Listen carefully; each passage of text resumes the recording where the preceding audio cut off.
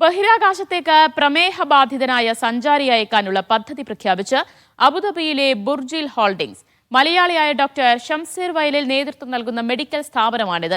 ശുഭാൻഷു ശുക്ലയുടെ ബഹിരാകാശ യാത്രയ്ക്കിടെ നടത്തിയ പരീക്ഷണമാണ് പ്രമേഹ രോഗികൾക്ക് പ്രതീക്ഷ നൽകുന്ന പദ്ധതിക്ക് വഴി തുറന്നത്. 500 million diabetics to dream big, to give them that confidence. നിലവിൽ പ്രമേഹമുള്ളവർക്ക് ബഹിരാകാശ യാത്ര സാധ്യമല്ല. എന്നാൽ ശുഭാൻഷു ശുക്ലയുടെ ബഹിരാകാശ യാത്രയ്ക്കിടെ നടത്തിയ സ്വീറ്റ് റൈഡ് പരീക്ഷണത്തിൽ പ്രമേഹ രോഗികൾ ഉപയോഗിക്കുന്ന കണ്ടിന്യൂസ് ഗ്ലൂക്കോസ് മോണിറ്ററിംഗ്, ഇൻസുലിൻ പേനകൾ എന്നിവയ്ക്ക് ബഹിരാകാശത്തെ ഏറ്റവും തീക്ഷ്ണമായ സാഹചര്യത്തിലും പ്രവർത്തിക്കാൻ സാധിക്കുമെന്ന് കണ്ടെത്തി. ഇതോടെയാണ് പ്രമേഹബാധിതനായ ബഹിരാകാശ യാത്രികൻ എന്ന ആശയത്തിലേക്ക് വഴി തുറന്നത്.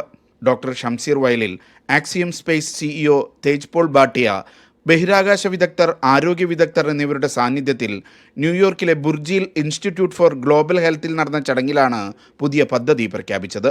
ലോകമെമ്പാടുമുള്ള കോടിക്കണക്കിന് പ്രമേഹ രോഗികൾക്ക് പ്രതീക്ഷ നൽകുന്നതാണ് പദ്ധതിയെന്ന് ഡോക്ടർ ഷംസീർ വയലിൽ പറഞ്ഞു.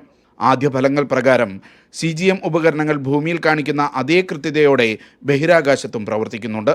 ഇതിലൂടെ മൈക്രോഗ്രാവിറ്റിയിൽ ബഹിരാകാശ യാത്രികരുടെ ഗ്ലൂക്കോസ് നില തത്സമയം നിരീക്ഷിക്കാനും വിവരങ്ങൾ ഭൂമിയിലേക്ക് കൈമാറാനും കഴിയും. ബഹിരാകാശ യാത്ര മാത്രമല്ല, പ്രമേഹ രോഗികൾക്ക് മെച്ചപ്പെട്ട ആരോഗ്യ സേവനങ്ങൾ നൽകാനും ഇതിലൂടെ സാധിക്കുമെന്ന് ഡോക്ടർ ഷംസീർ വയലിൽ പറഞ്ഞു.